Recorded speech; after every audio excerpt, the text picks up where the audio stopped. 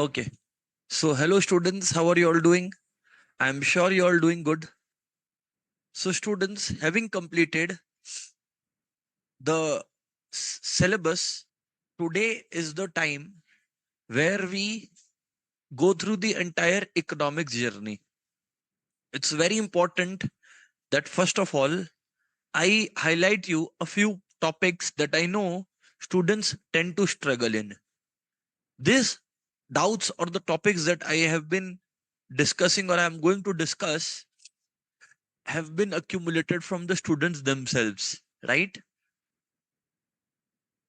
Economics. Let's go, everyone.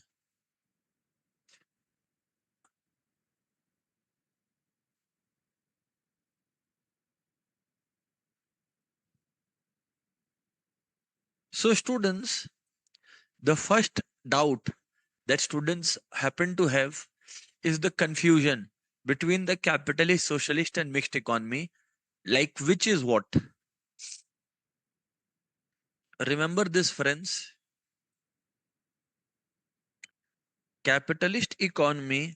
These are some important points that I'm highlighting today, right?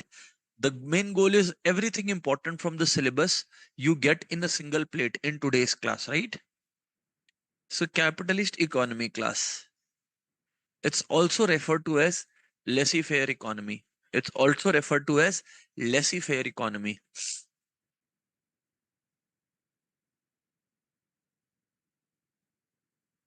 Laissez faire economy. What is a laissez faire economy, friends? It's an economy that is free from government interference. Free from government interference. So, an economy which is free from government interference is laissez faire economy, capitalist economy. Friends,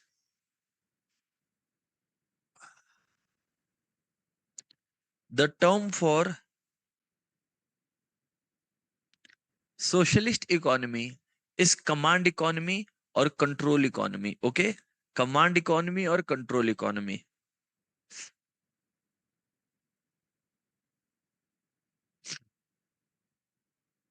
Command economy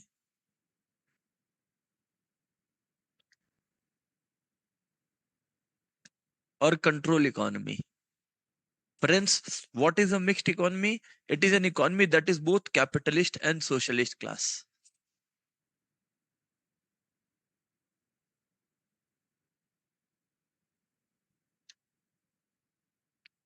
It's both capitalist and socialist. Understood, sir. Sir, this much we have understood. So far, it is clear. What next, class? This is the first thing that you tend to struggle in. Second thing is the numericals of demand and supply, right? There are so many formulas that you tend to jumble them up. I will give you a simple technique. Friends, in elasticity of demand, where are the numericals, right? Number one is to compute price elasticity of demand. Price elasticity of demand, PED. Friends, in price elasticity of demand, there are multiple methods to measure it. Two such methods I will first discuss it with you, right? Percentage method,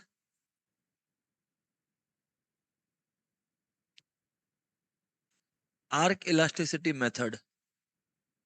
See, everything is important. So I'm not giving you that this will come, you study this and you don't study this. No, I am not doing that business. What I'm saying is that some areas tend to be more important. So I'm just focusing on them, right? In percentage method, it is price elasticity of demand is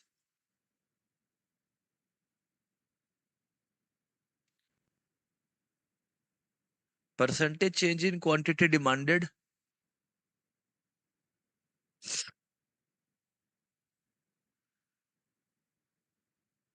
by percentage change in price. You want to see the formula? Change in quantity by change in price into original price by original quantity. Change in quantity is new quantity minus old quantity. Change in price is new price minus old price. Understood, everyone? I'll give you a sum or two. No, but this is the formula. So change in quantity by change in price into original price by original quantity. Fantastic. Now, students, in arc elasticity method,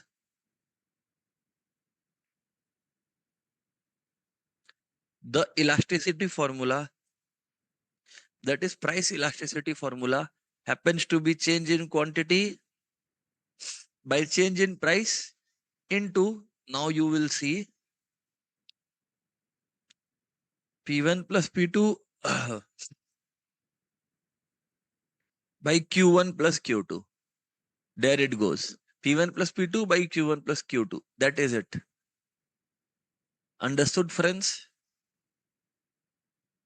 Change in price is new price minus old price. Change in quantity is new quantity minus old quantity. Note this down, everybody. Note this much down, everyone. Once noted, please confirm it to me. I'm waiting.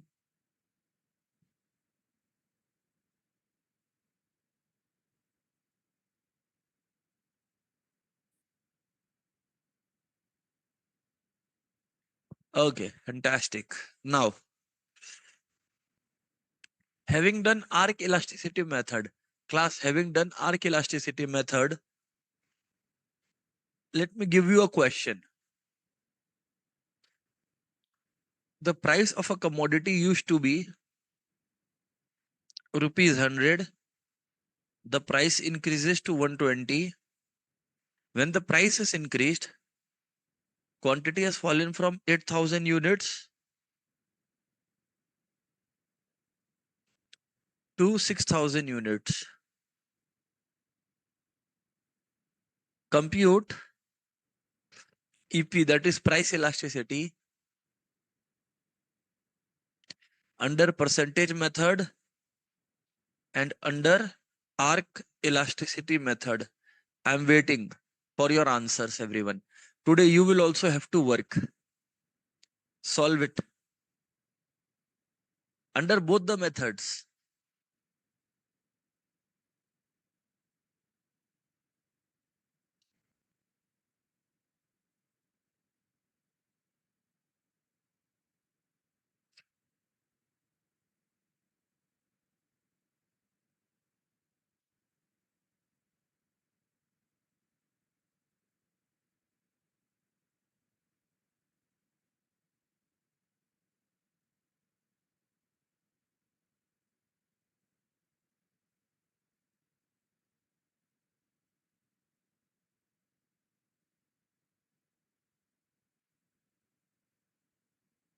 Understood, everyone? Now moving forward, class.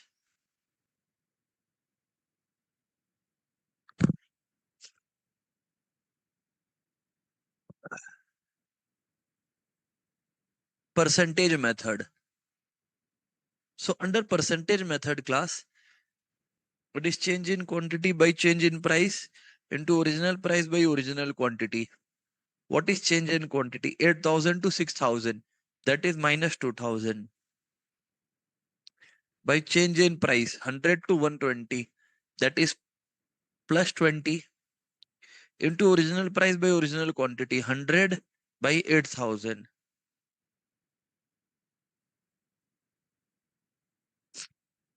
Now, 5, 4. You get minus 5 by 4. Minus 5 by 4 is minus 1.25. So under percentage method, EP is minus 1.25.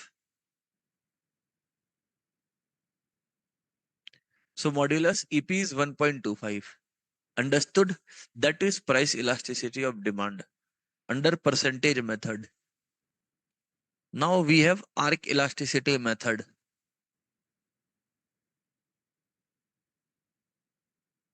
Arc elasticity method.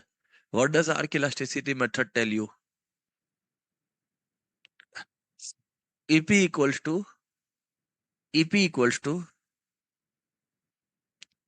change in quantity by change in price into sum total of price by sum total of quantity.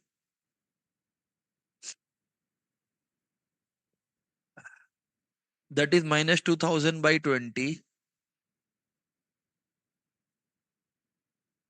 Sum of price by sum of quantity. 220 or 14,000.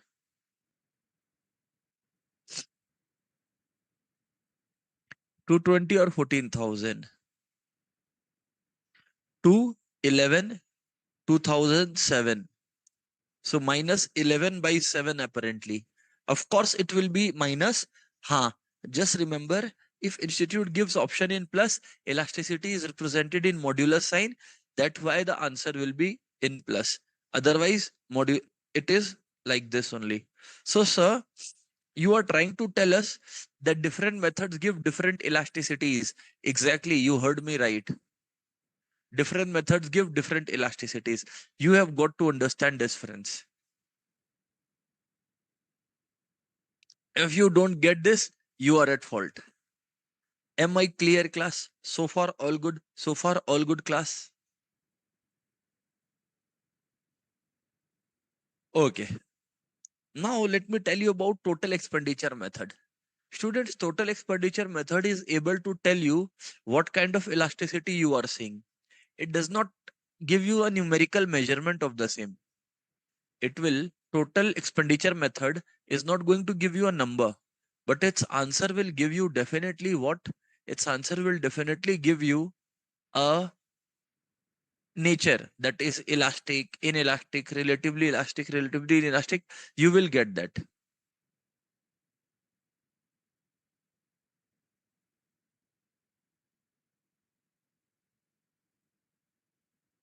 Total expenditure method.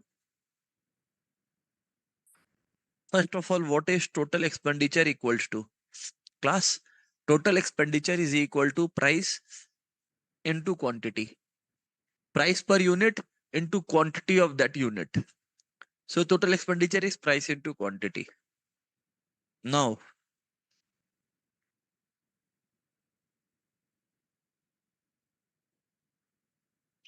look carefully.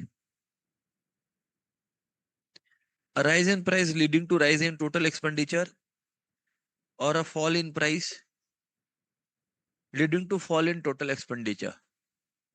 Rise in price leading to rise in total expenditure, fall in price leading to fall in total expenditure. Same direction. That is called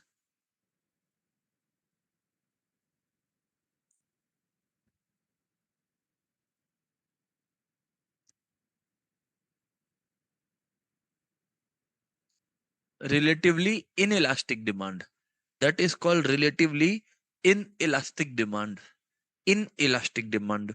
That is, they are moving in the same direction. But if the direction is opposite, rise in price, fall in total expenditure, fall in price, rise in total expenditure. Inverse relation. That's called relatively elastic demand.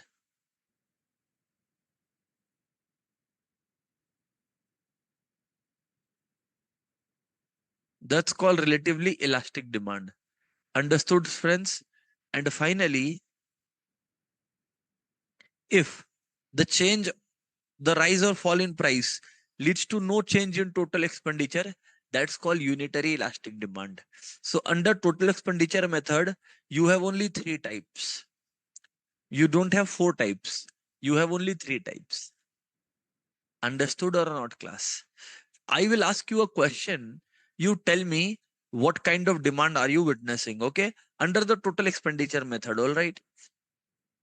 Elastic, inelastic, or unitary elastic. Price used to be 100 rupees. Quantity used to be 50, 500 units. Price increased to 170. Quantity has reduced to 450. Tell me Using total expenditure method, see, in total expenditure method you cannot compute. There is no numerical measurement as per your curriculum. So you will only tell me the type of demand that you are witnessing under the total expenditure method, right? So in total expenditure method, tell me the type of elasticity of demand that you are witnessing. Come on, everyone. Let's see how many of you are correct here.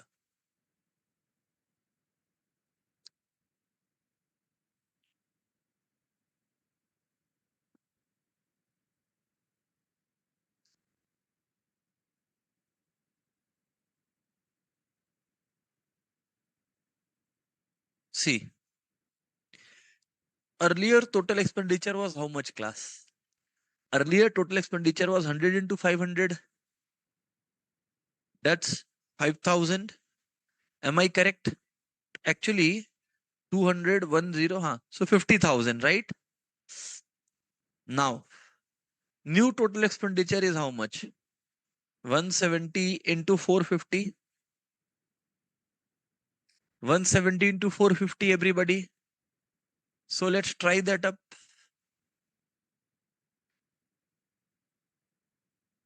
00500 400.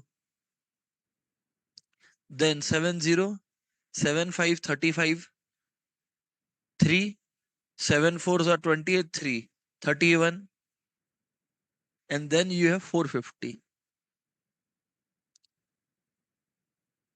6. 76 500.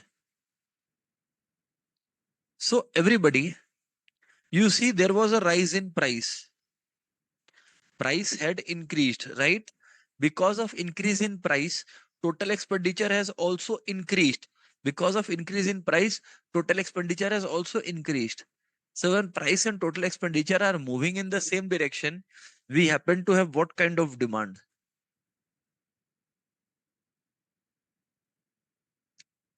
Yes, you got me correct. You happen to have inelastic demand. Understood, sir? So these were the types of demand that often kind of affect students. Now, a very important case or important question is the relation between MR, AR, and elasticity. In the microeconomics, if you have seen, there is a relation between MR, AR, and elasticity. This is a completely new formula that students often forget. This is written in your book in the markets area. Okay. MR equal to AR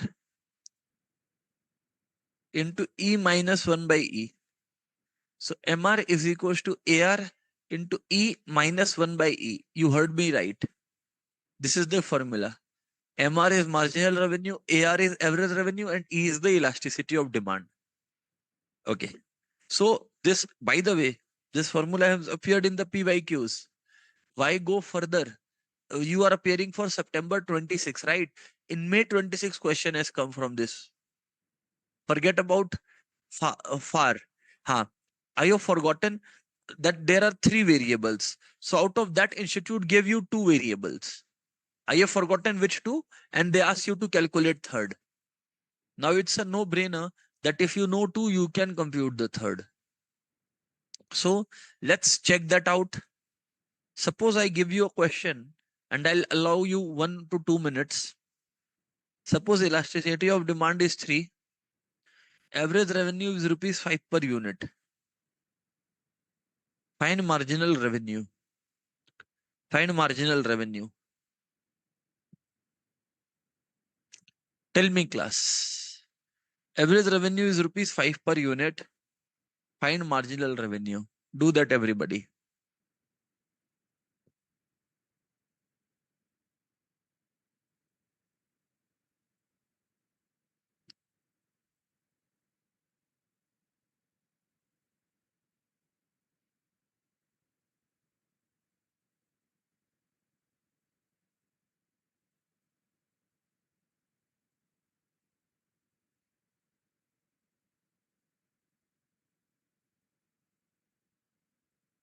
Okay. So, friends, what you would have done by now is it's my guess. MR is equal to AR is 5, E is 3 minus 1 by 3. 5 into 2 by 3. So it's 10 by 3. 3.33 types is your marginal revenue. Your marginal revenue is something of 3.33 types. Got it?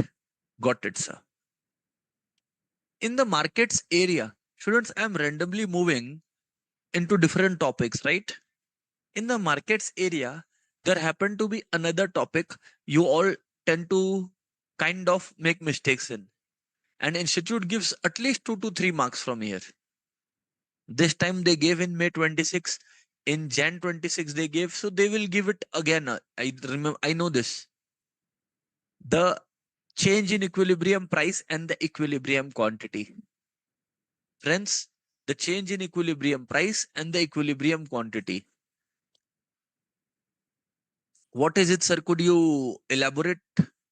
Okay. Why not? Change in equilibrium price and equilibrium quantity. Okay. This is from, that unit where you discuss how to arrive at equilibrium price and equilibrium quantity. See, this is price, this is quantity. Friends, all of you know this is demand and this is supply. This is the equilibrium point. Here it goes demand, here it goes supply. This is the equilibrium price. This is the equilibrium quantity.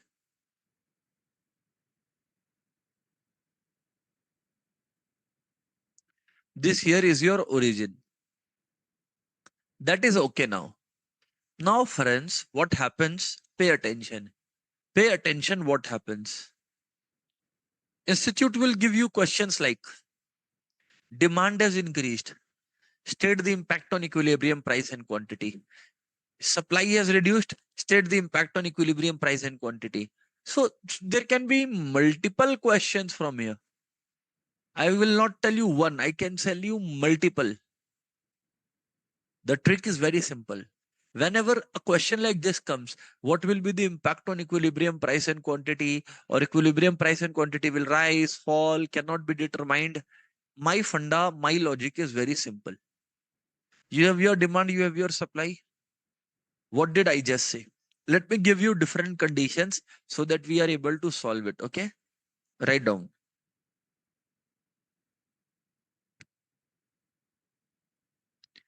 State impact on equilibrium price and equilibrium quantity if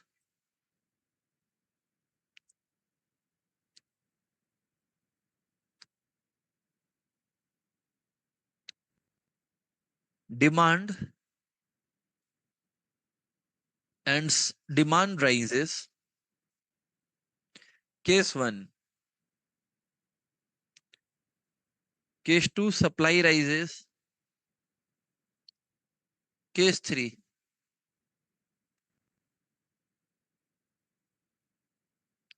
demand falls. Fourth, supply falls. Fifth, both demand and supply rise. Sixth, both demand and supply fall.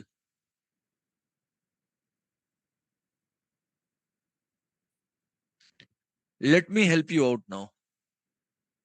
First, you write down the question, then I'll help you out.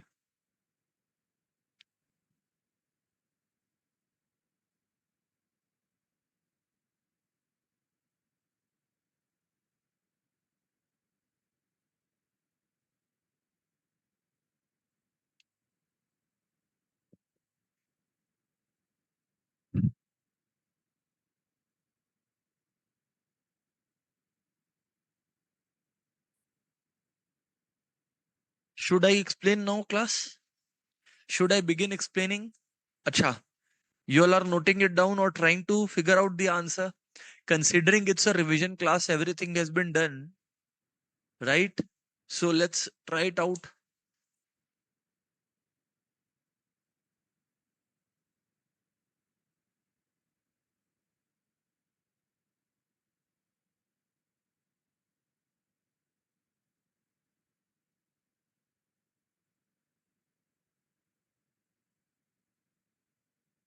Students, number one,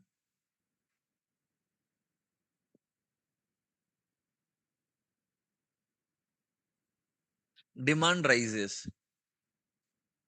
So everyone, when demand rises, you see there is a rightward shift of demand curve, right? There is a rightward shift of demand curve. So a rise in demand means a rightward shift. I can do it without graph as well. But first I'm using graph to explain it. So demand curve has shifted rightward. You all know this at least. A rise in demand leads to rightward shift. Fall leads to leftward shift. Rise means increase in demand. Okay. This is the new equilibrium price and this is the new equilibrium quantity. So your answer will be equilibrium price rises, equilibrium quantity rises. Game over. First one is locked. Game over. Next. Supply rises. Here it goes.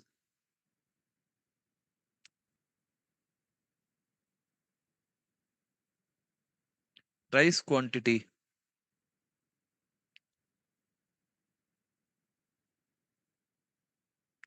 Demand and supply.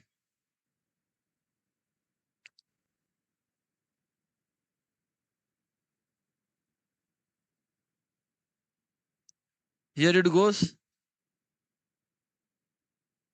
This is the equilibrium price and equilibrium quantity. Now, supply rises. Supply rises. So supply curve shifts to the right. You all know. Rightward shift of supply curve.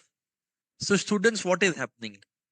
The new demand and the new supply curves are intersecting at this point because there is no change in demand as such, you see. So equilibrium quantity is rising and equilibrium price is falling. Okay. So price falls, quantity rises. Second one done. Equilibrium price falls and equilibrium quantity rises. Third one, demand falls. Another very important and easy thing.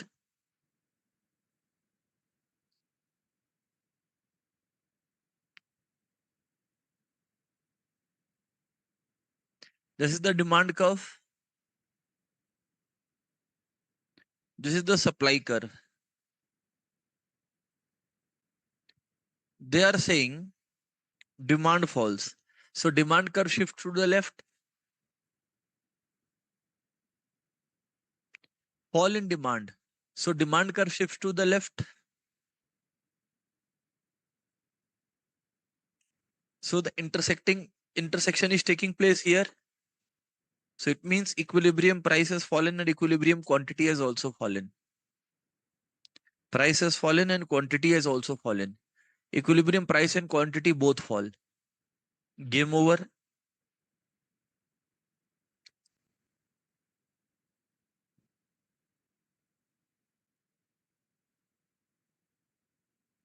Game over.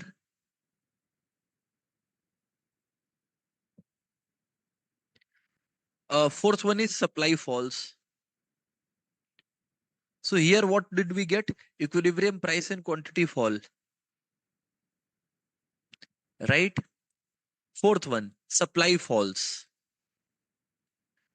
Again, always draw the original diagram, right? Always draw the original diagram. You see, I have drawn this demand curve. You see, I have drawn this supply curve. I will stick to my technique, right?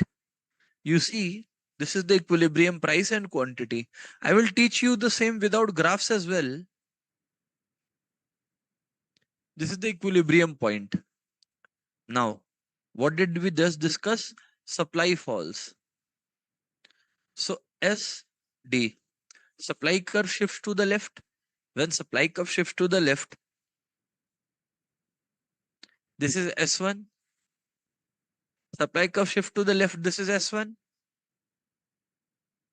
So the intersection is taking place here. Equilibrium quantity has fallen and equilibrium price has increased. So rise in equilibrium price, fall in equilibrium quantity. Rise in equilibrium price and fall in equilibrium quantity.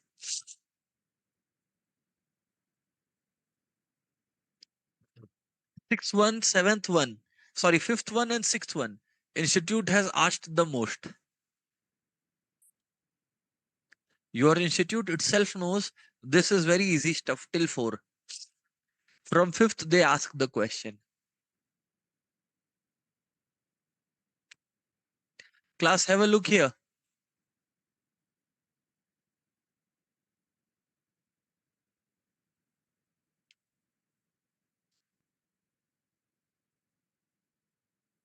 They are saying both demand and supply rise.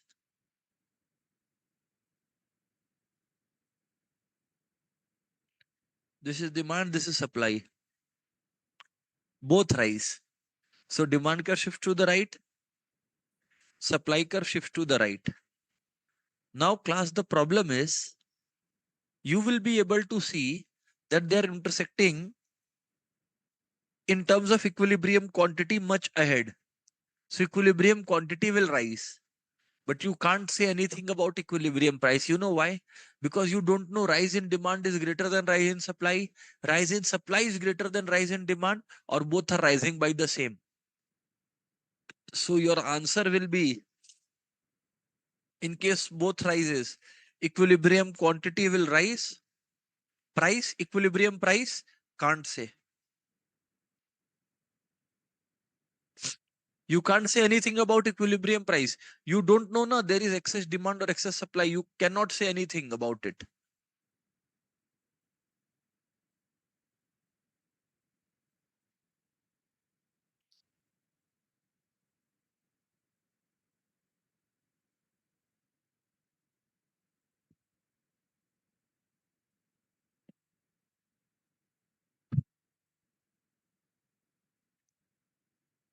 Right, sir? Now, everyone, what if both fall? Both demand and supply fall.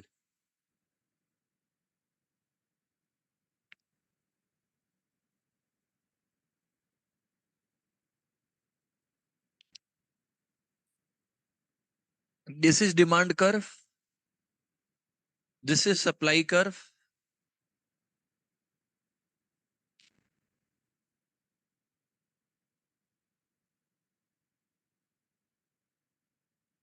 Supply demand. Equilibrium price and equilibrium quantity. Both fall. Both demand and supply fall.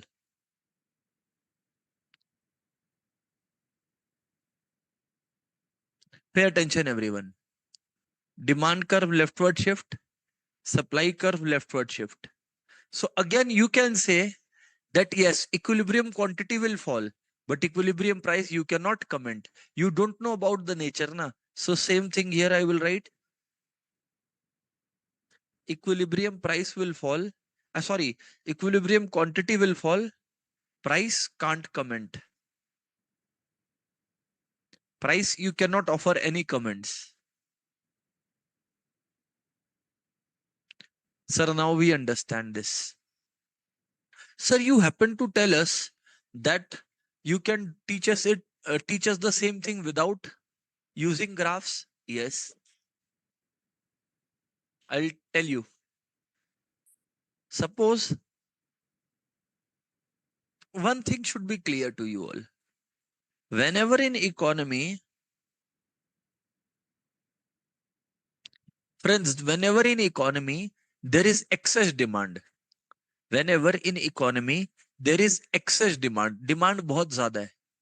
In excess demand means when the demand is greater than supply. You should know one thing. When demand is greater than the supply, producers will always increase the price. So equilibrium price rises.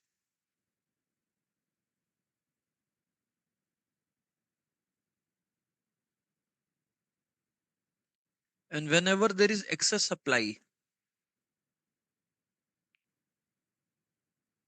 supply is greater than demand,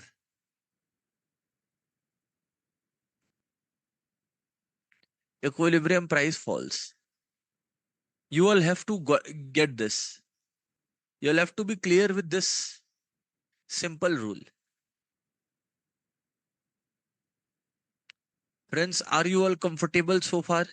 Yes, sir, we are. So, sir, what are you trying to teach us? क्या बोलना चाह रहे हैं आप? What are you trying to tell us? A very simple thing indeed. This is excess demand, excess supply. Now, if the institute asks, demand rises, students, you see my hand. This is demand, this is supply. This is demand, this is supply. Both are same. Both are same. Put this, do it like this.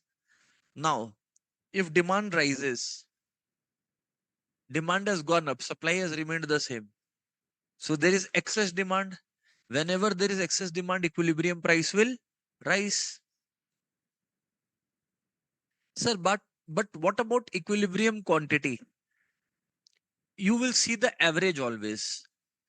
Earlier demand and supply was same, suppose. Now demand has increased. So overall the average of quantity of demand and supply has remained the same or it has increased? It has increased because demand has increased. So overall quantity has increased. So equilibrium quantity will rise. Second example. See no graph.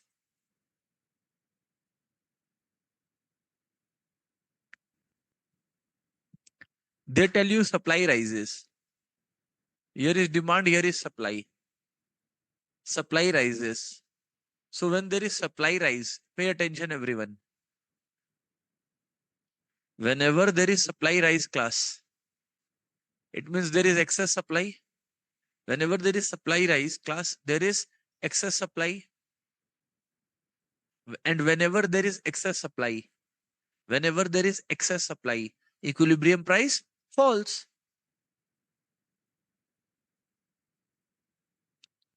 But wait, demand and supply remain the same and supply has increased. Demand and supply remain the same. Now supply has increased. So overall equilibrium has increased, has gone up. So equilibrium quantity has gone up. Because you see, when supply has increased, supply is greater than demand. Whenever there is excess supply, producers will want to sell off their excess supply at lower prices, so price is reduced. But overall, mein demand and supply average has increased, so equilibrium quantity has increased.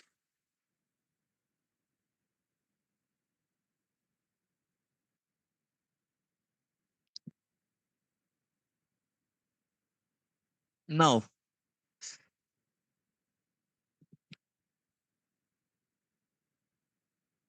if demand falls, demand and supply are at the same level. If demand falls, supply is above demand. Whenever there is supply above demand, what will happen? Excess supply, excess supply means equilibrium price will fall. But wait, demand is falling. So overall quantity is falling. Overall quantity is falling. So equilibrium quantity will fall. Easy, sir. Let's take you all to the next one.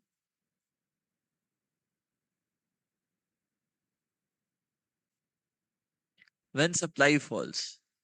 If institute tells you supply falls, pay attention everyone. Demand and supply you put at the same level. Demand and supply you put at the same level. What are they saying? Supply falls. So class, if demand and supply are at the same level and supply has fallen, demand is above supply. Whenever demand is above supply, what is there to see? Excess demand. You see demand and supply were at the same level. Now supply falls. So demand is above supply. There is excess demand. And whenever there is excess demand, whenever there is excess demand, equilibrium price rises. Whenever there is excess demand, equilibrium price rises. But wait, overall quantity has fallen. Overall quantity has fallen. So equilibrium quantity falls. Wait. Now both demand and supply increases.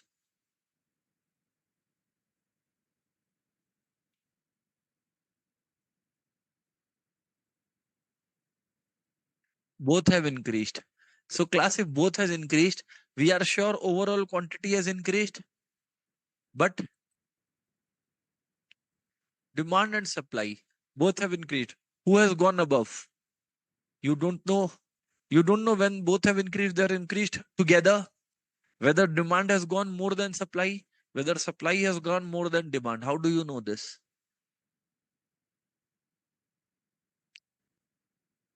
So you can only say equilibrium quantity rises.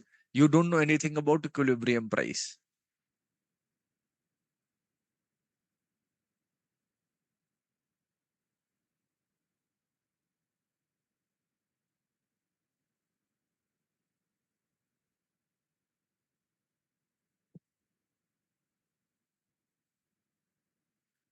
Both demand and supply decreases. So equilibrium quantity decreases. Game over.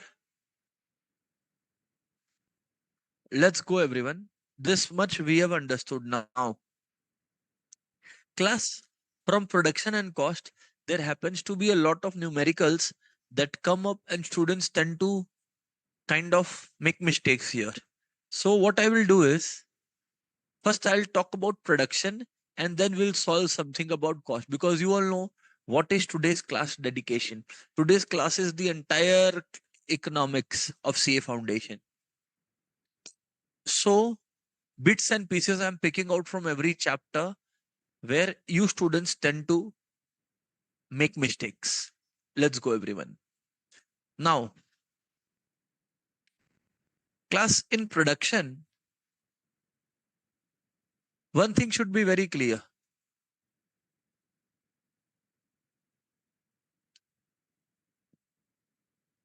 There are two concepts in production, two time periods in production, okay? Short run,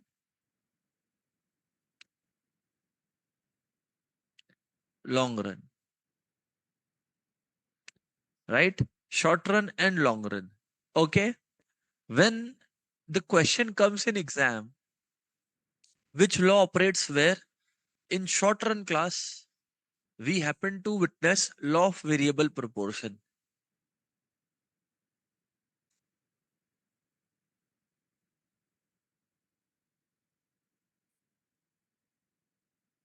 We happen to witness law of variable proportion. Class, in long run, all of us witness what? Not law of variable proportion, law of returns to scale.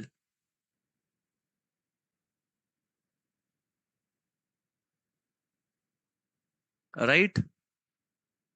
Now, a very important question institute asks is, in law of variable proportion, which stage would a rational producer like to operate in? Which stage is the best for a rational producer? Students, if you have studied this chapter, it is stage 2. It is stage 2.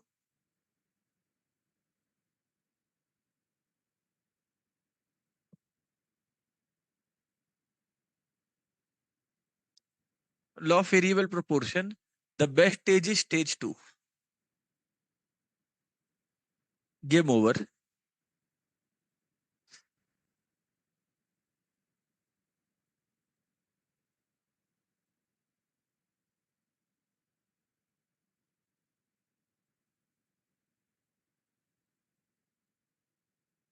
So class, you have understood. Law of variable proportion, the best stage is stage number 2. Game over.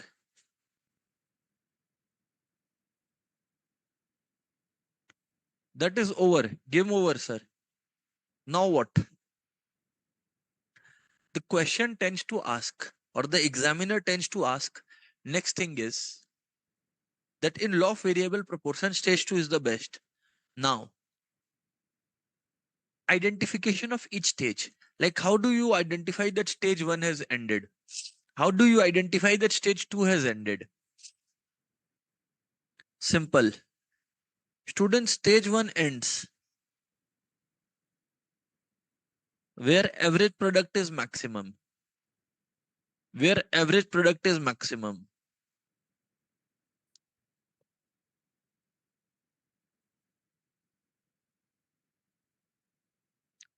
Stage 2 ends where total product is maximum. Stage 1 ends where average product is maximum. Stage 2 ends where TP is maximum. Another question institute asks, Asha, remember, I am only talking about law of variable proportion, that is short run now. Don't try to ask questions from long run now. Because some students are asking from long run. First understand short run, then long run I will clear, okay? So this is it. Another question that comes up is the relation between AP, MP, TP, and so many other things. I know something very simple.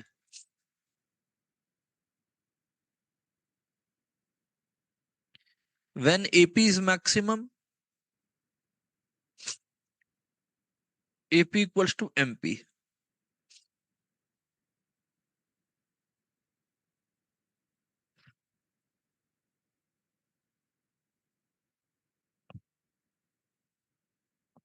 When TP is maximum, MP is 0.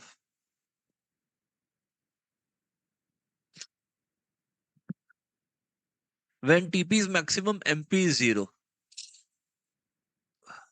Finally, when when AP max बोल दिए, when TP max बोल दिए, हाँ, when this, when MP is maximum, we happen to reach our point of inflection.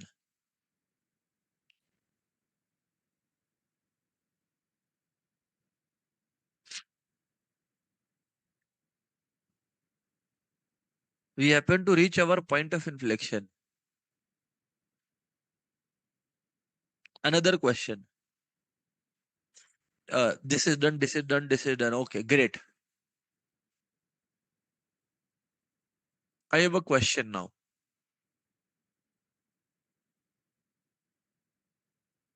Huh.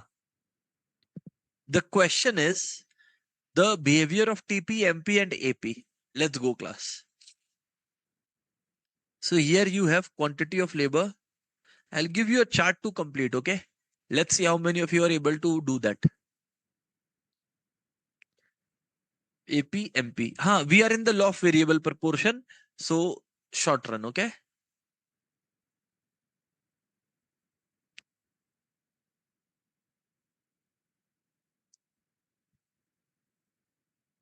Multiple questions I will ask from this chart.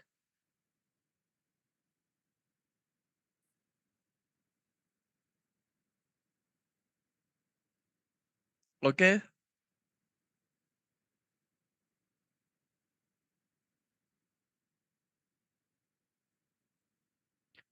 You have to complete the blanks, okay?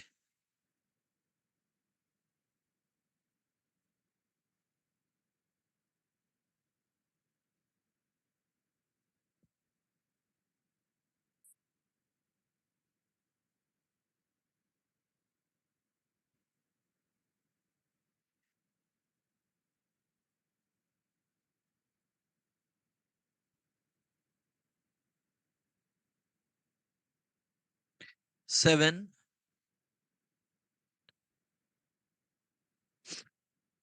8, 720,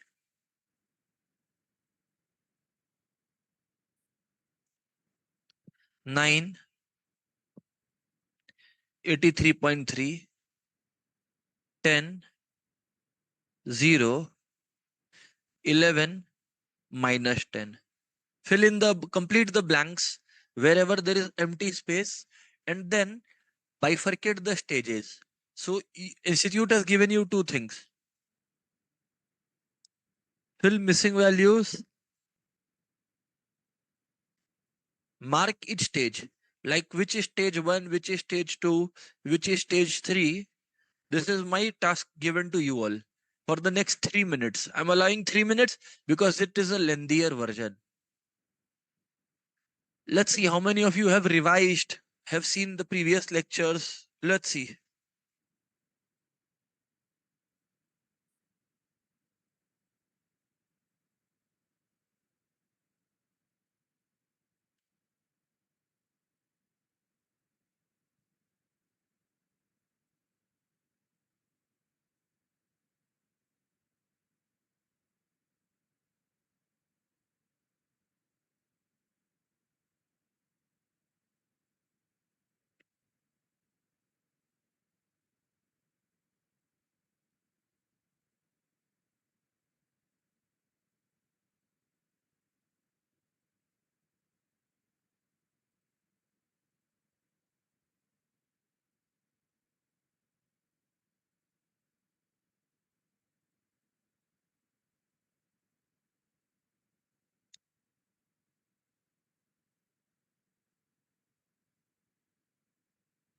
Tell me, class,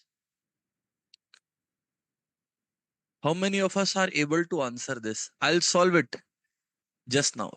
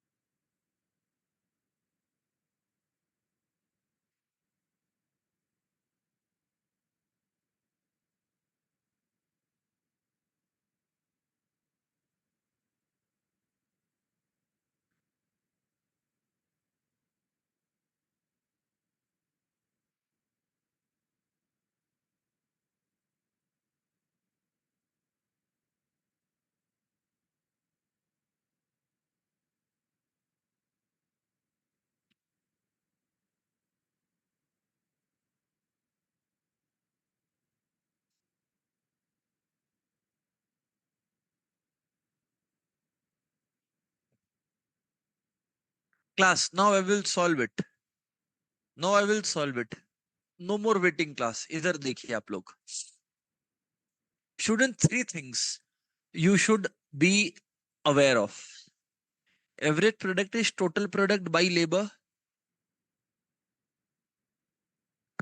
Average product is total product by labor. So total product is average product into labor.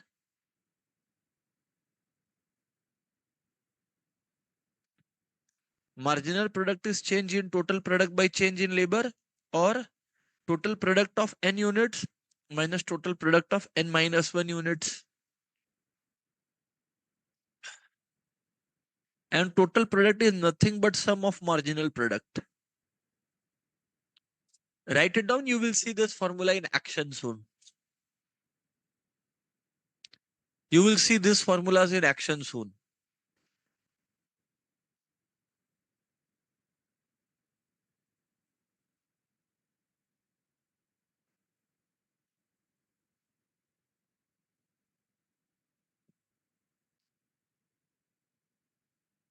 Let's solve it, class.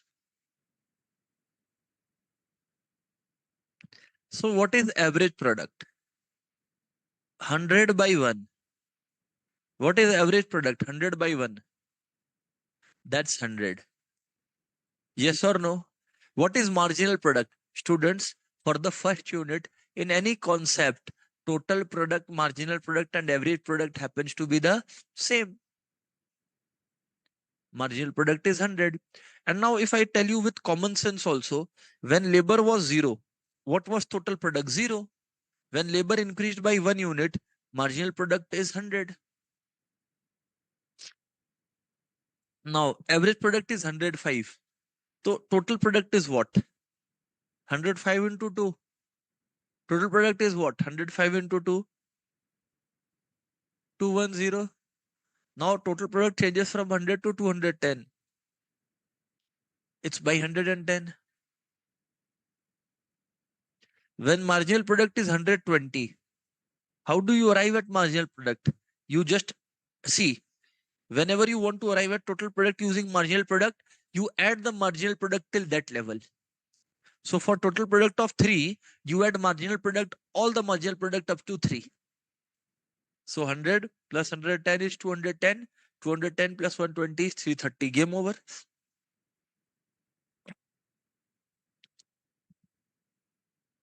Now what is average product? 330 by 3. That's 110.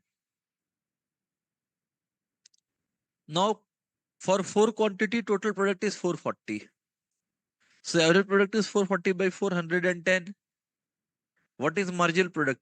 TP increases from 330 to 440, yani by 110. TP increases by 110. AP is 104. Labor is 5. So total product is 104 into 5.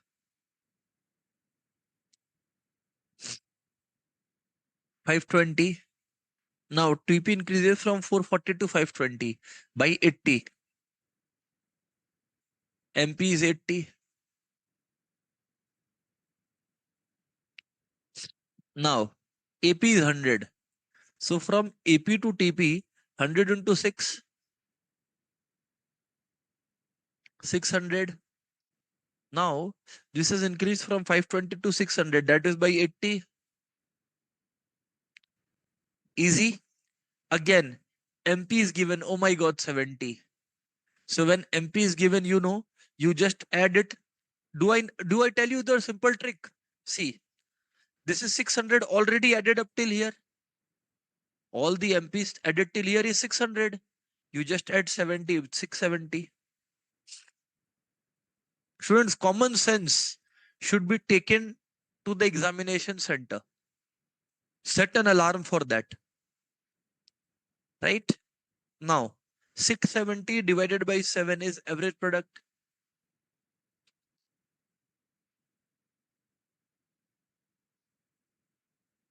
It's 95.7 something. It's 95.7 something, right?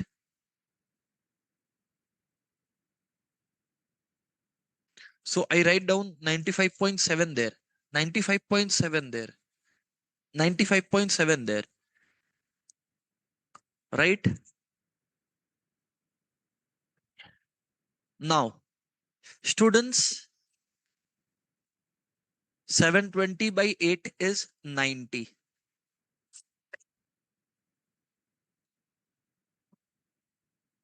720 by 8. Class, so 720 by 8 is 90, friends. Now, 720 by 8 is 90, everyone, right? Friends, from 670, it has increased to 720. So it has increased by how much? It will increase by 50. It will increase by 50. Moving on. Average product. Friends, average product is 83.3. You all know it. Average product we know. Average product we know. TP by L. So TP is average product into L. So when TP is average product into L, it's 83.3 into 9. It's 83.3 into 9.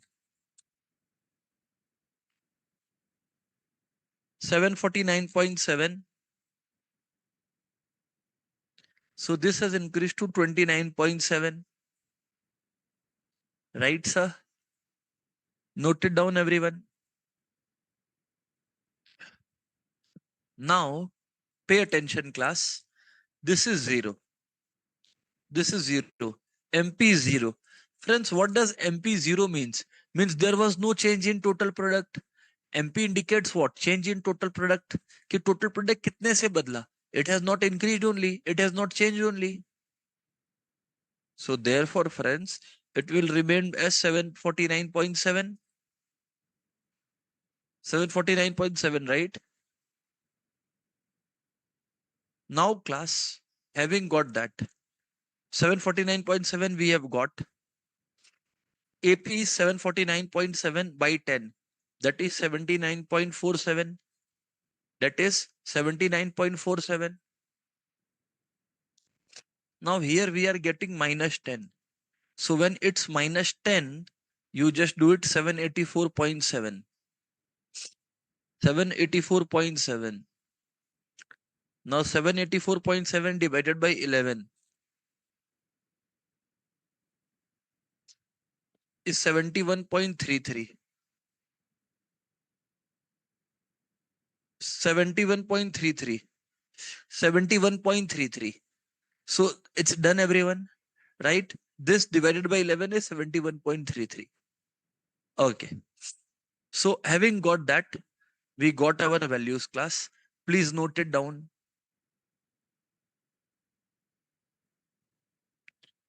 So just a moment, everyone. Right. So 749.7. And then for the 11th one, we have how much? Okay. Here it is 79.47. So when, see, pay attention class, 749.7 only, right? 749.7 only. And here is minus 10. So it would be 739.7. Now when you divide the two, 739.7 divided by 11 is 67.24 types. So here we get our answer. Students, now I'm allowing you all 2 minutes of time to think of the stage partition, which is what stage? 2 minutes time. It's very easy.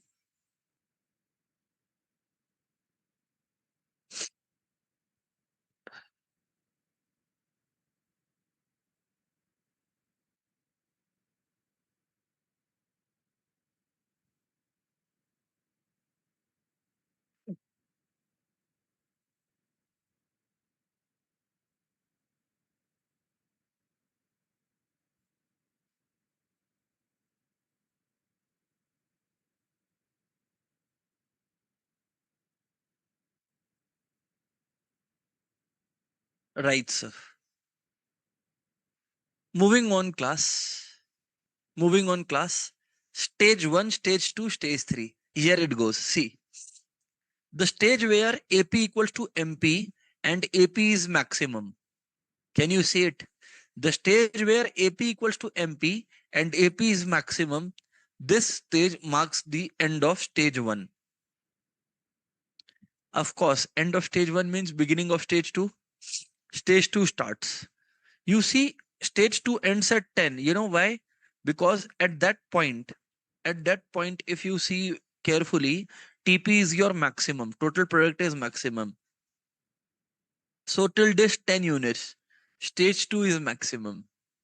And after 10, stage 3, game over. Sum over. Sum is over.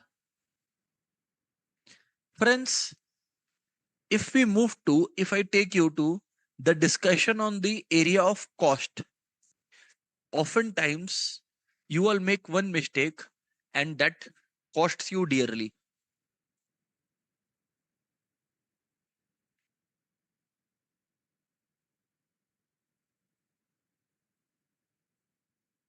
Explicit cost, implicit cost. What is explicit cost, class? The cost that results in actual outflow. Cost that results in actual outflow. So for example, students, I am paying some salary to my staff. I am paying some rent for my godown, for my factory. I'm incurring certain advertisement expenditure to promote my business. This is explicit cost. Sir, what is implicit cost? My dear students, implicit cost is the imputed value of inputs owned by the firm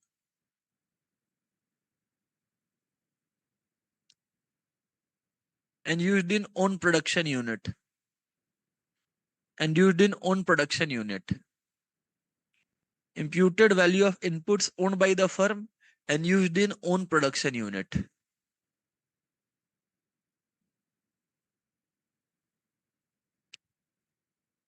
I repeat, it is the imputed value of inputs owned by the firm and used in own production unit.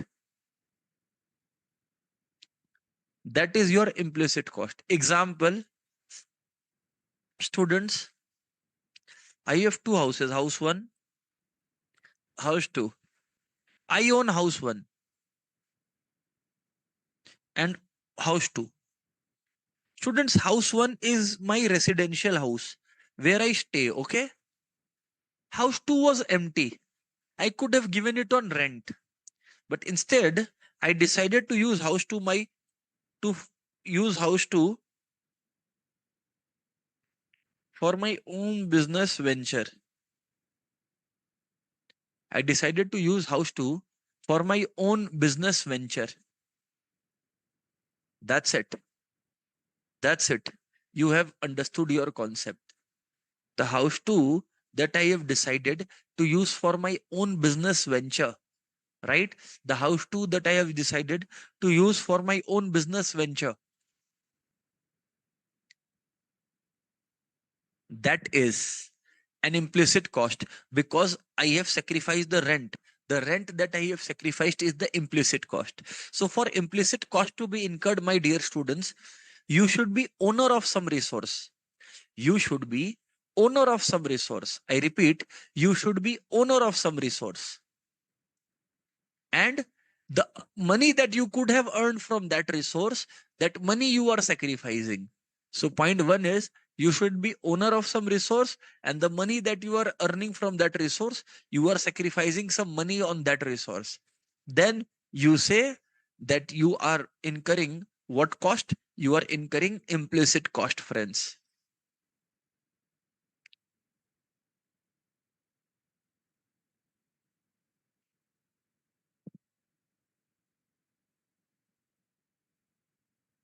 Sir, we do understand this, sir.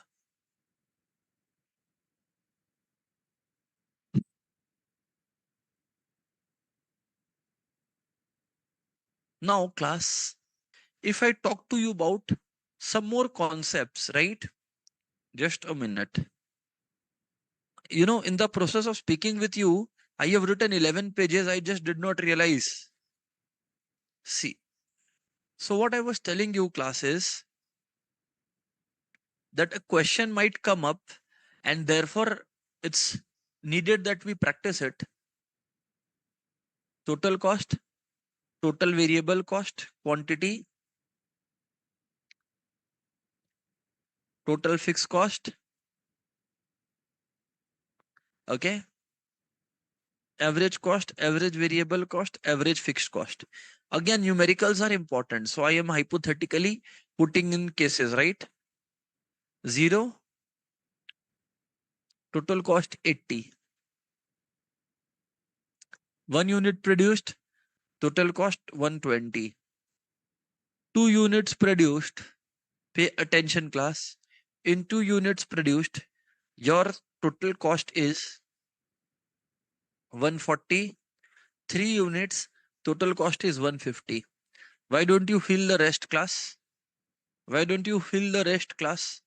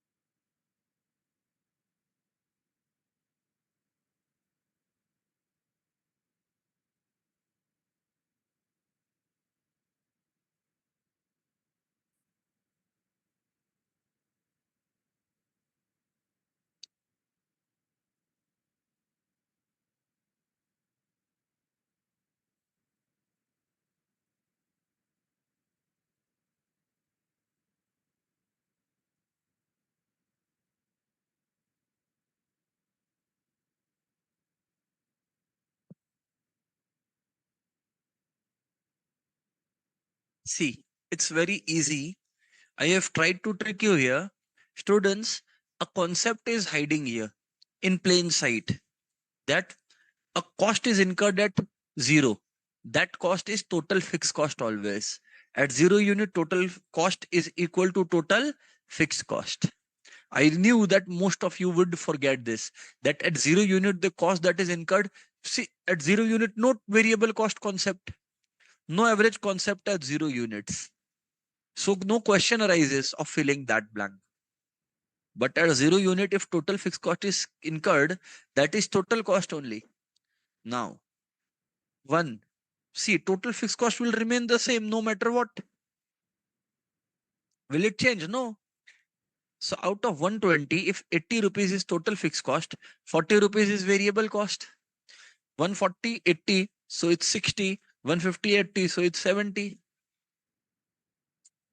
Sir, now we understood. Now did you understand, class? Right, sir, we certainly did. What is average cost equal to? Class, it's total cost by quantity. So 120 by 1 is 120. 140 by 2 is 70. 150 by 3 is 50. What is average variable cost, class? 40 by 1 is 40. 60 by 2 is 30. 70 by 3 is 23.33, something of that sort. Now average fixed cost. 80 by 1, 80. 80 by 2, 40. 80 by 3 is approximately 26.3. So 26.3 or 7, something of that sort. You can do that. Right? Now, students, in markets, in markets, there is an important discussion.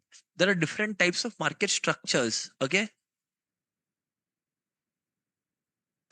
The most famous one is perfect competition followed by monopoly. I will not tell you to do selective studying. I'm just telling you in a orderly fashion. Okay. Perfect competition happens to be the most famous. So see,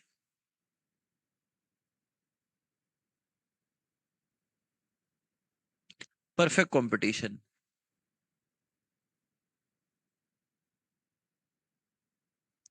Perfect competition. So in perfect competition,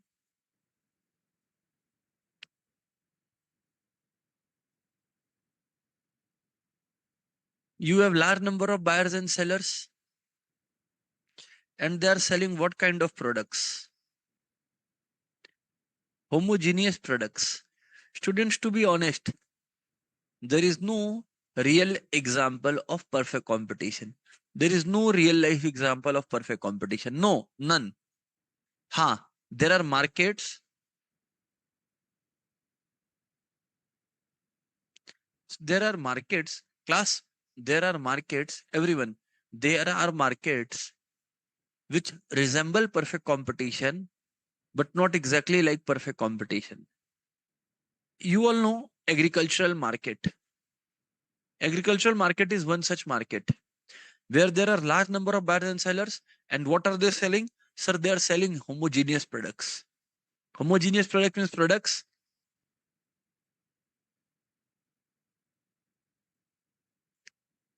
that happen to be exactly the same.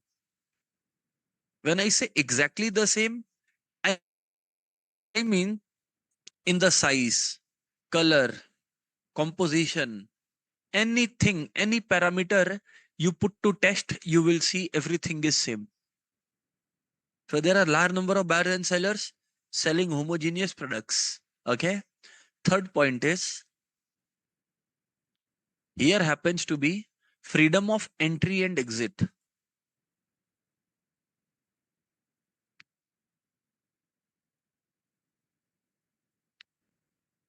Freedom of entry and exit means you want to enter the business, you are welcome. You want to exit the business, you are welcome. Suppliers, buyers, and sellers are free to enter and exit the market as per their will. We assume there is no transportation cost or any other extra costs, absence of transportation costs. Remember class? Equilibrium. A monopolist achieves equilibrium when the equilibrium condition is what ICI hammers on.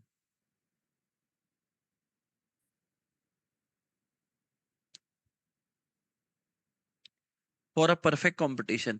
See, this equilibrium condition holds true both for perfect competition and for imperfect competition as well.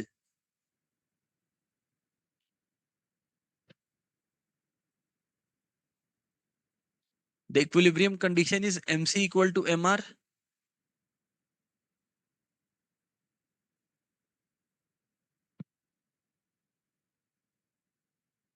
MC equal to MR and MC cuts MR from below.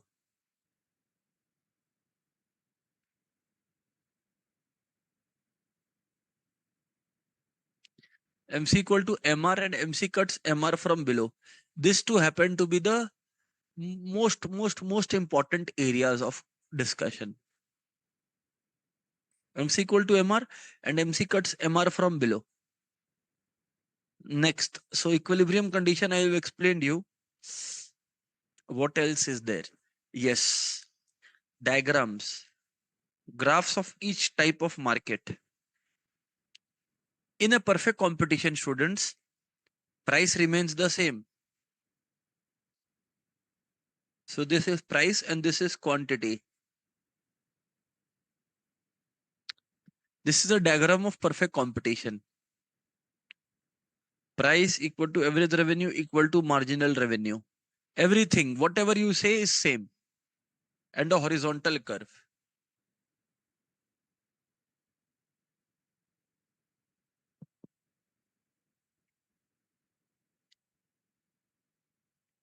It's a horizontal curve parallel to x-axis. It's a horizontal curve parallel to x-axis.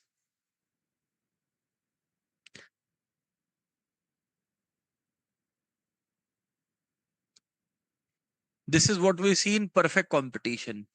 This is what we see in perfect competition. P equal to AR equal to MR. It's a horizontal curve parallel to x-axis.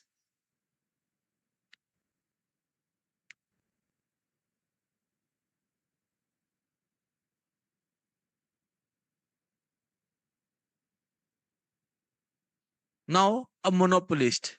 Students, in perfect competition, price remains same.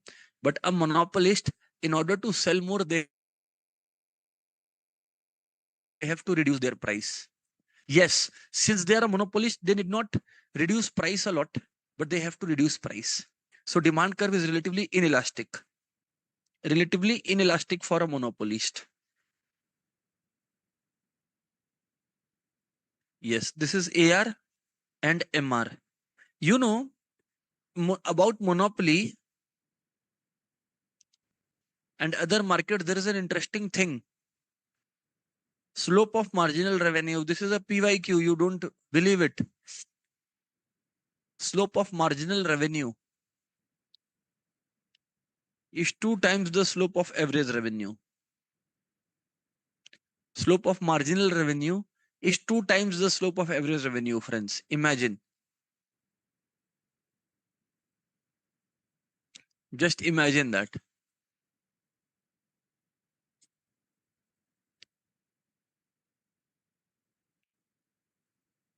Yes. Now, if I say about monopolistic competition, acha, by the way, what is a monopoly market? Single seller rule. Like in Calcutta, only CESC has monopoly over electricity supply. So single seller rule is what we are having. Okay. Monopoly, we have single seller. Then there is monopolistic competition.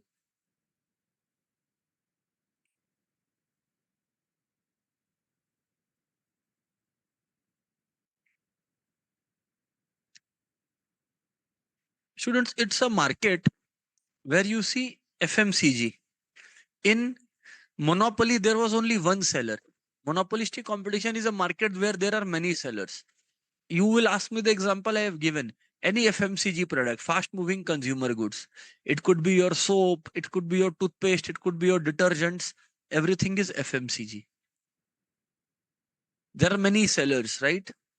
So they happen to have competition, and so they have to incur selling costs, which means advertisement costs.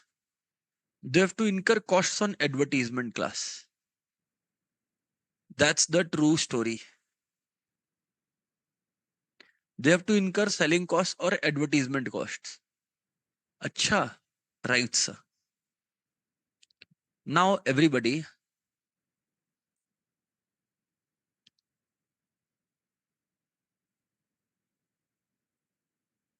having said this,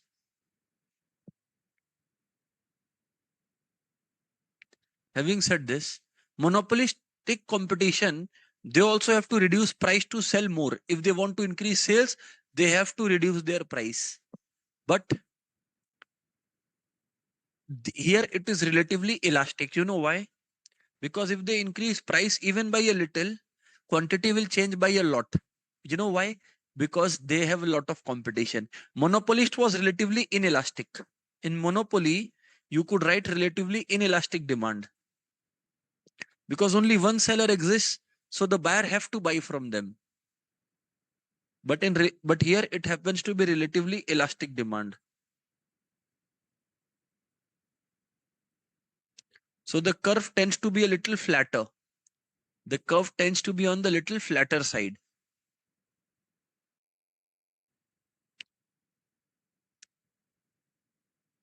One more thing, my dear students, that I would like to uh, touch upon is that in long run, you could write it down with me. In long run, a firm under perfect competition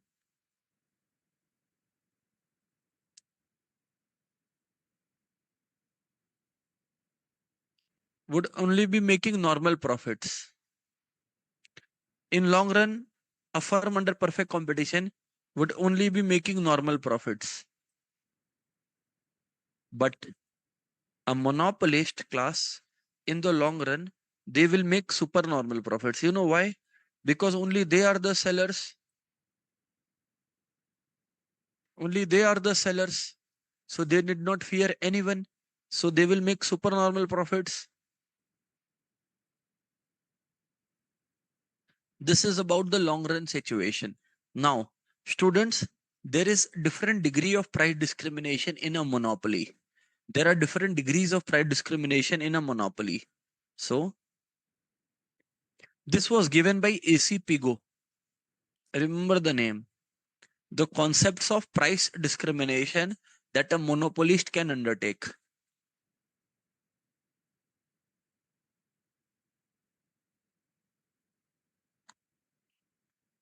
Price discrimination concept that a monopolist can undertake.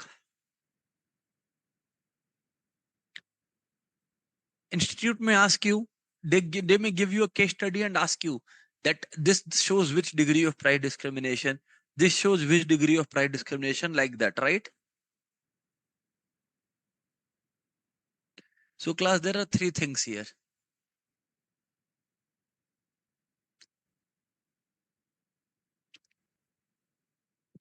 First degree price discrimination,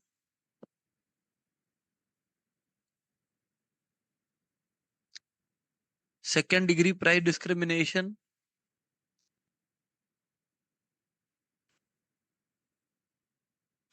third degree price discrimination. What is this first degree, second degree, third degree, sir? Price discrimination. What is price discrimination also?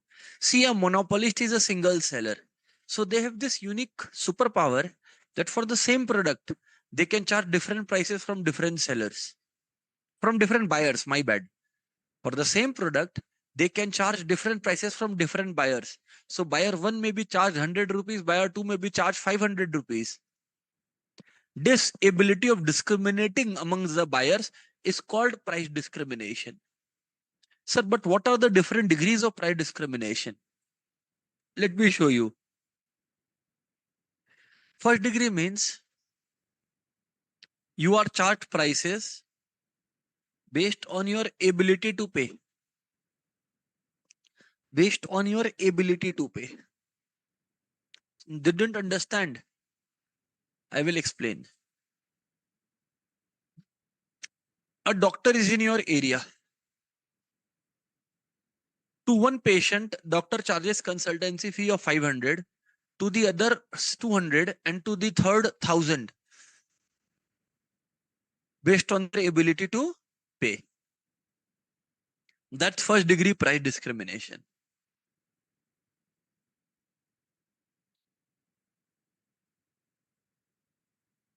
Then second degree price discrimination is of two types.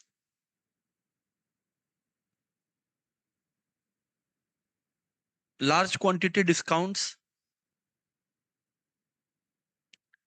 Say, friends, I sell bags. If you buy one bag from me, I will charge 1000 rupees. If you buy 10 bags from me, per bag I will charge only 700 rupees. So you are getting discount for bulk purchases. That is second degree price discrimination. In second degree price discrimination, there is a second thing also, a second possibility as well. In second degree price discrimination, there is a second thing also, a second possibility as well.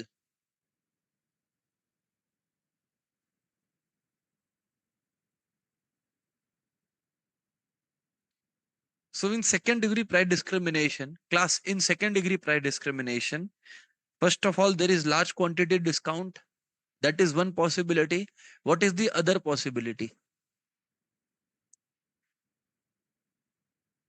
Consecutive purchases price change.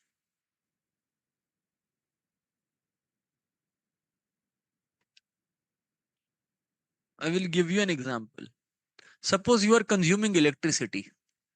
The CSC department has said, okay, up to 200 units, electricity will be 5 rupee per unit. But if you cross 200 units, you have to pay 7 rupee per unit.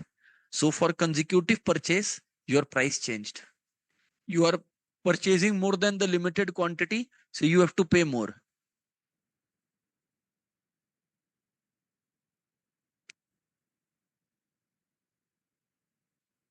Understood? Right, sir. Then we have third degree price discrimination, where you discriminate price on the basis of location or consumer segment. Location or consumer segment. Sir, meaning, I will give you an example. Students, suppose I have a restaurant. Suppose in Calcutta, we have two areas. Okay. One is the Park Street area. And suppose the other area is, let's say, a Lake Town area. What I decide is, these two restaurants are far off from each other. So what I decide is, the same product that I'm selling in my restaurant at 500 at Park Street, in Lake Town I'm charging 350. That is according to the locality I am charging different things. Or as per customer segment I can do. What I can say is, in Park Street and Lake Town, in both my branches, students up to 18 who are coming, they will get extra 10% discount on producing their ID cards. So as per customer segment, railways do that for handicapped people, for senior citizens, they give some amount of discount. Aeroplane. Students, recently I was booking a flight ticket. So when I was booking a flight ticket, I found out that if somebody is a military personnel, they get some extra discount. So that is price discrimination of third degree. Understood? Right, sir. You would have understood. Friends, finally,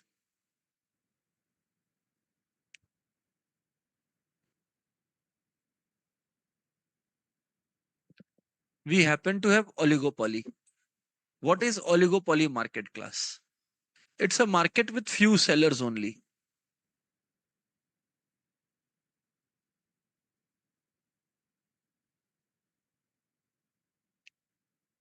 So class, oligopoly market.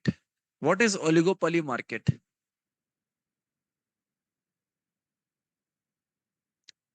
Market having only a few sellers. It's a market only with few sellers. There are not multiple sellers in this market. Sir, can you give us an example? Yes, iron and steel business. How many players do you know in iron and steel? It would be Tata, Jindal Steel, Steel Authority of India Limited, and maybe two or three more. Means it's a very small number. That is what is oligopoly. Another oligopoly example I could give was soft drink market in India. You only have Pepsi and Coca-Cola. Soft drink market in India. Pepsi and Coca-Cola.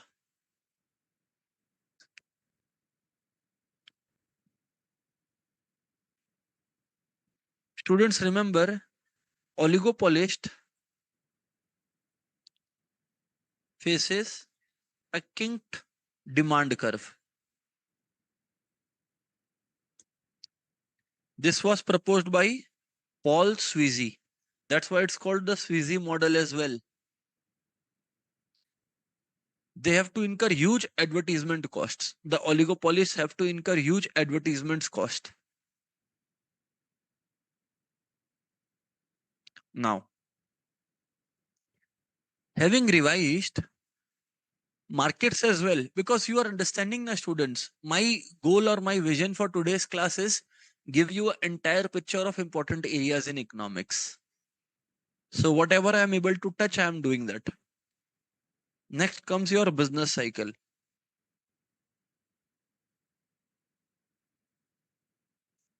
The most scoring of all. The most scoring.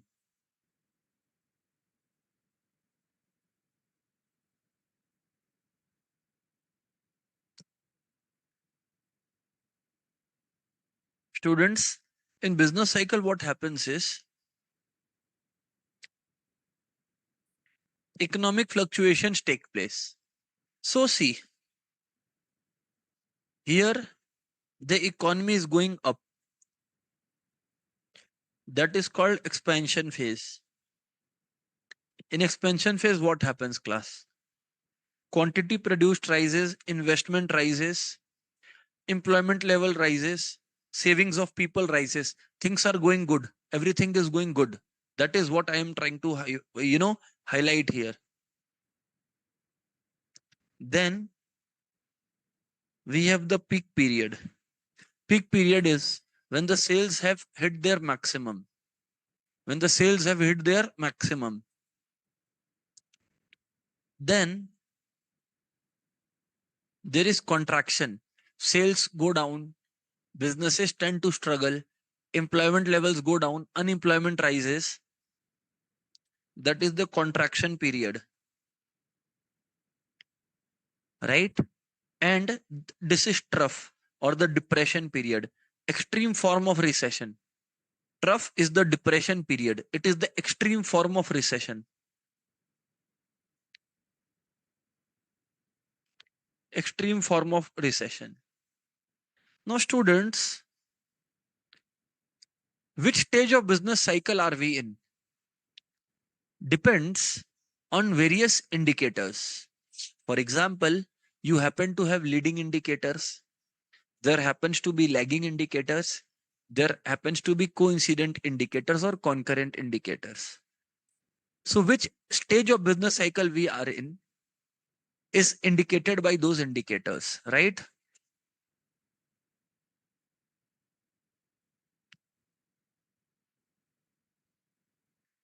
Stage of business cycle,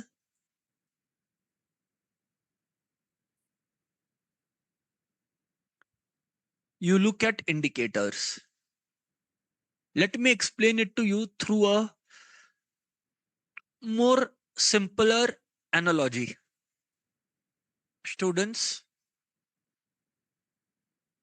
There are three indicators, by the way. Just saying. Leading indicator,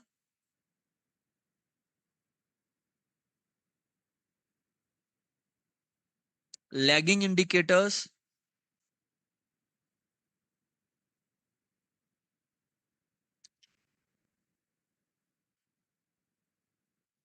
coincident and concurrent indicators. Last one is coincident and concurrent indicators.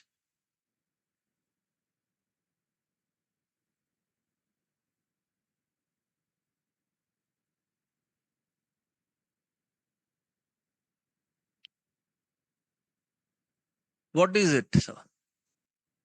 Students, leading indicator refers to those indicators which move in advance.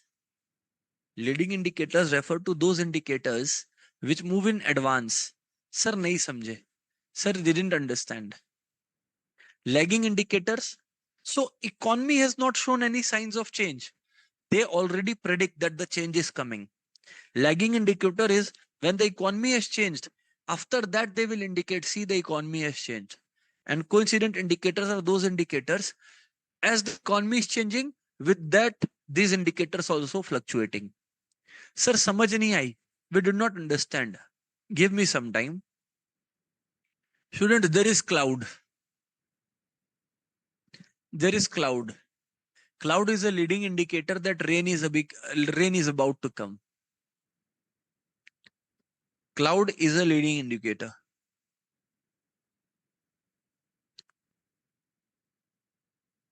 Raindrops are coincident indicator. Since water droplets are coming down, it means there is rain. So indicators changing with the thing. And finally,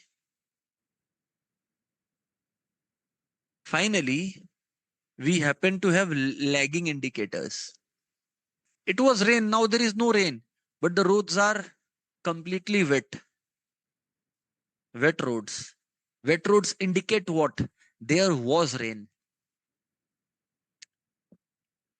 Clouds were indicating there will be rain.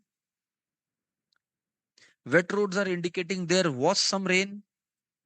Coincident indicator is the water drops indicating it's raining. Water drops is indication of it's raining.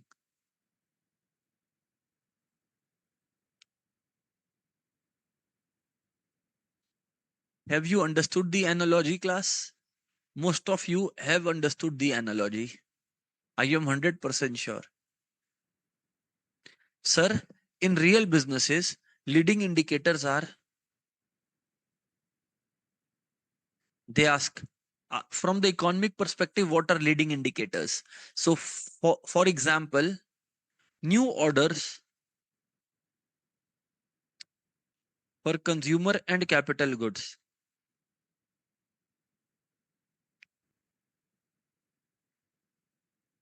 stock prices, all these are leading indicators. All these are leading indicators. They move in advance.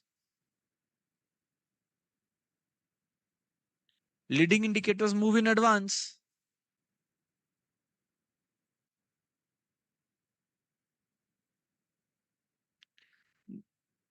New order for consumer and capital goods, change in stock prices, all these are leading indicators.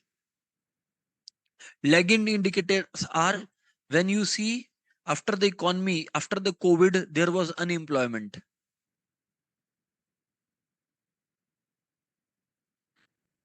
Interest rate fluctuations. Banks had to reduce the interest rate to allow loan to the public.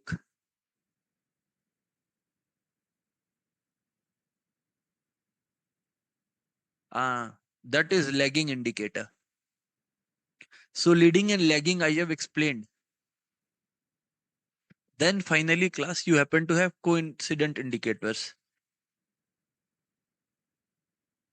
The GDP is rising with rise in economy. GDP is falling with fall in economy. Personal income of people is rising with the rise in economy. is falling with the fall in economy. So there it goes. So from indicators, ICI does not give question. It's very hard to believe. So you can be rest assured that 1 to 2 marks from this little discussion only you have picked up. Another 2 marks you will pick up from what I'm about to say next. Features of business cycle. Means I have not seen any attempt where ICI has not given question from this also. At least two. Features of business cycles.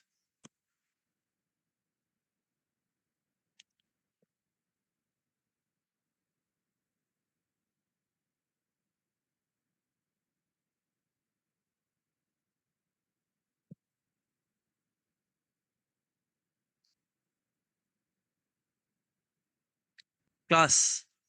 Number one is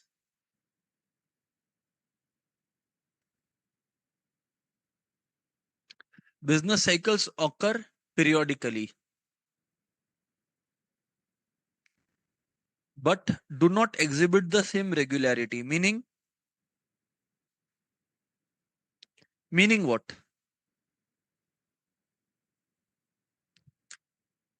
What does it mean, sir? Suppose the expansion period lasted for 3 years one time, and then recession came after 2 years. So is it that the last time expansion lasted for 3 years? So this time also expansion will last for 3 years? It can last for 1 year. It can last for 7 years. So they do not exhibit the same regularity. Second point, they seldom means almost never, seldom display smoothness. Means if the gap between two phases at one time was 2 years, the gap between two phases next time would be 2 years. Is it compulsory? No. Third, business cycle originate in free economies, because in government economies everything is under government control. In free economies they originate. Free economies origination. Business cycle originate in free economies and they get transmitted to all the sectors. Yes, very important point. This is the favorite of the institute. Which sector is more affected due to business cycle fluctuation? Remember, industrial sector, particularly the capital goods sector. Everyone is affected due to business cycle fluctuations. But who is affected the most? Capital goods and durable goods sector, because they happen to have huge amount of investments. Capital goods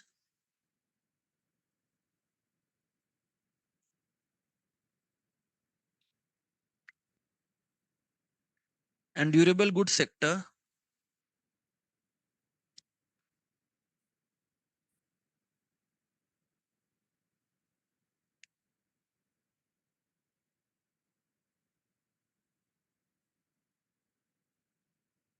are most affected due to business cycles. Capital goods and durable goods are most affected due to business cycles. And industrial sector is more affected than agricultural sector.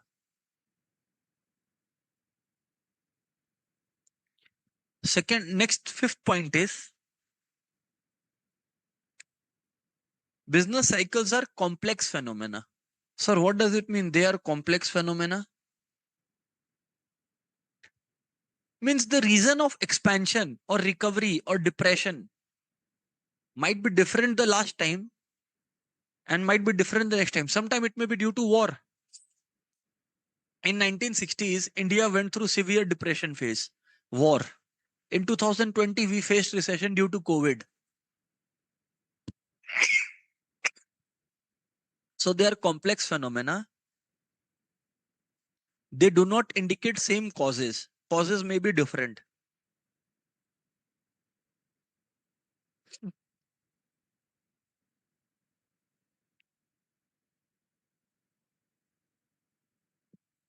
They're complex phenomena, they do not have uniform causes.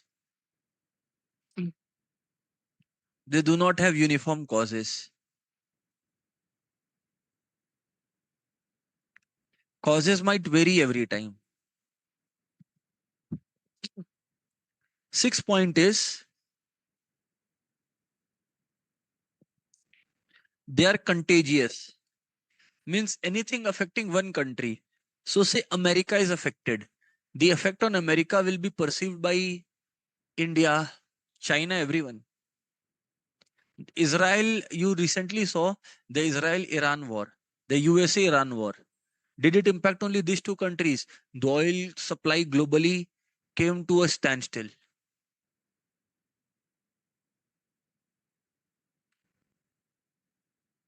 Understood? Right, sir, understood. Next, class, pay attention. Different economists came with different approaches as to why business cycles occur. Each economist came with their approach. Keynes said business cycles are caused due to fluctuation in aggregate effective demand.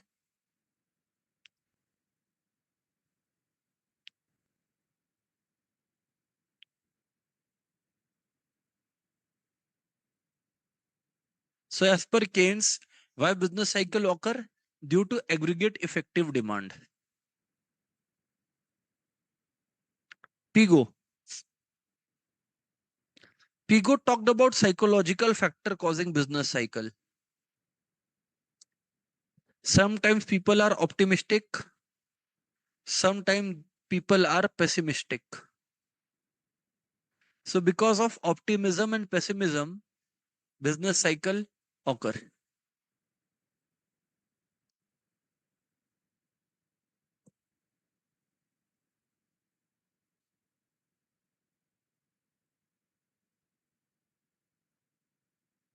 Then comes the next person, Scumpeter. Scumpeter tells us business cycle occurs due to innovation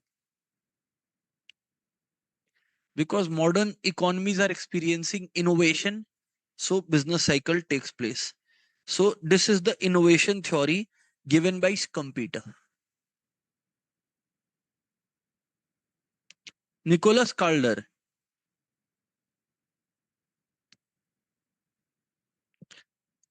he came up with cobweb theory.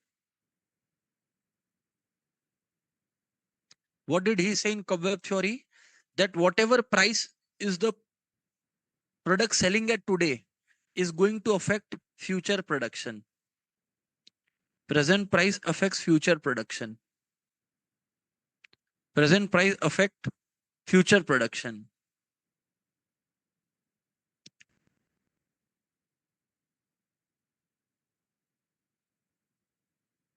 Right? Then there was another economist, Hotre. He said business cycles are purely monetary phenomena.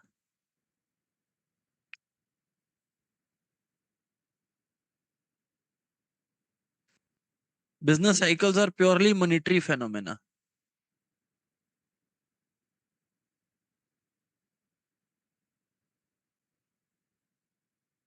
Unplanned changes in supply of money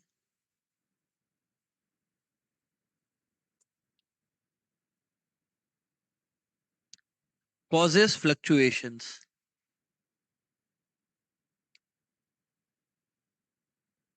in businesses. Causes fluctuations in businesses. Then students,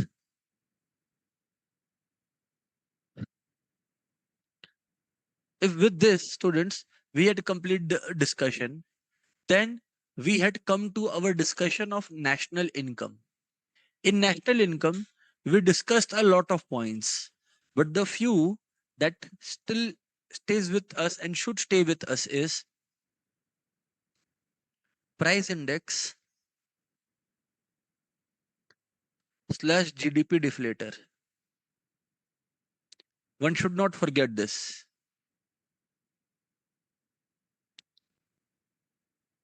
It's nominal GDP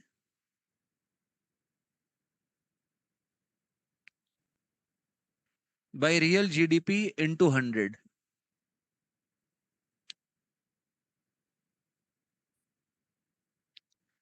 Remember,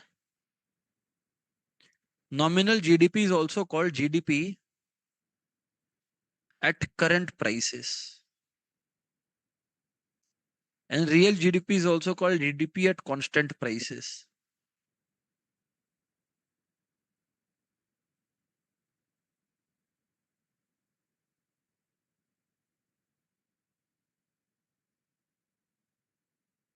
GDP at current prices and that GDP at constant prices. Then, students, you tend to make mistake in formulas of personal income. See, personal income, I will give you three formulas. Level 1, level 2, level 3. Formula number 1. Personal income equals to national income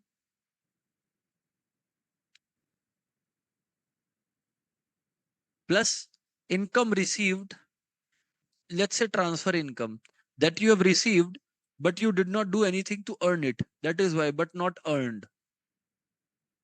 Minus, suppose you have earned some income, but you have not received. You remove that because personal income only cares about income that is actually in your hand. Now, let's make it a little more sophisticated. I mean, this formula can be made a little more sophisticated. How, sir? Observe this now. Personal income is equals to, this is the second formula. Please write it along with me. National income minus any undistributed profits. Because if profits have been not distributed by the company or the government, it never reaches the households. Acha, households also have to pay interest on loans taken by them. So net interest payment by households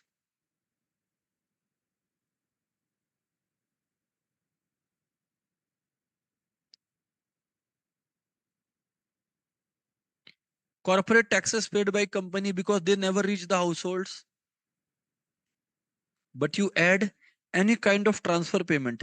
Transfer payment means unearned income like gifts, donations to households. This is personal income. This is everybody personal income. And if I gather on to the third area, that is the third formula of personal income. Please write it down.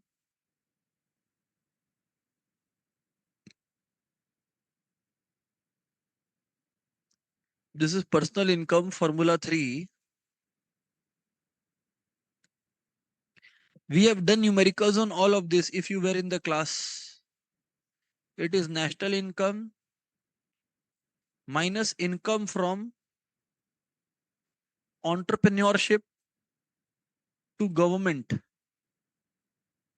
minus savings of non-departmental enterprises. That is businesses who do not distribute their income. Savings of non-departmental enterprises.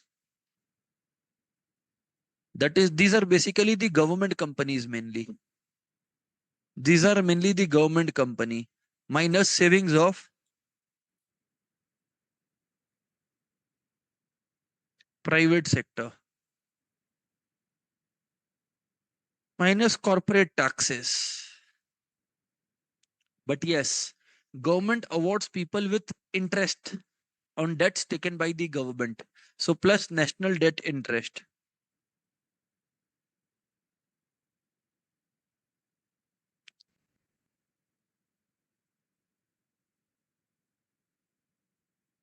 Plus current transfers received by household from government and rest of the world. That is it. That is personal income. Now, friends, there is a concept of disposable personal income. Personal income that is equal to personal income that you have made minus household's personal income tax minus non-tax payments.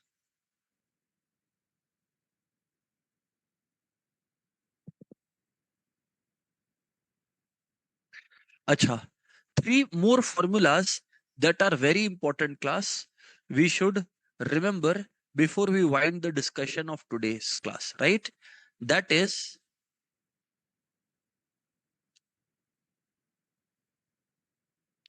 gross minus depreciation is net. Number two is domestic product plus NFIA equal to national product. Domestic product plus NFIA is national product. Third thing is what, sir? Domestic product plus NFIA national product. Gross minus debt is net. And the third thing is net indirect taxes is equals to indirect taxes minus subsidies. Net indirect taxes is indirect taxes minus subsidies. Fourth thing is, class, anything at factory price. Anything at factory price. When net indirect taxes is added to it, when net indirect taxes is added to it, it arrives at market price. We should remember this. Acha. Depreciation is also called capital consumption allowance.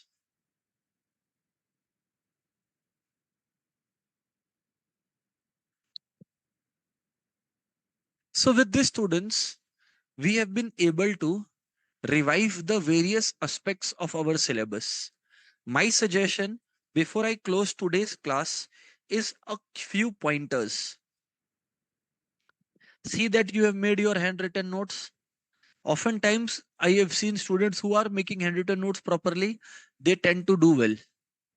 Second step, at least minimum 3 readings of ICAI book. Minimum 3 readings of ICAI material. Third thing is, you have seen all the lectures. If you have done all these steps, I don't see any reason you'll score any less than 70 in economics. You cannot. It has been time tested, this formula. I've been speaking in every attempt that the classes that I take. So with this, I wish you all a good luck. And that's it. Goodbye, everyone. Thank you so much. Text up. Yes, yes. Yes, yes.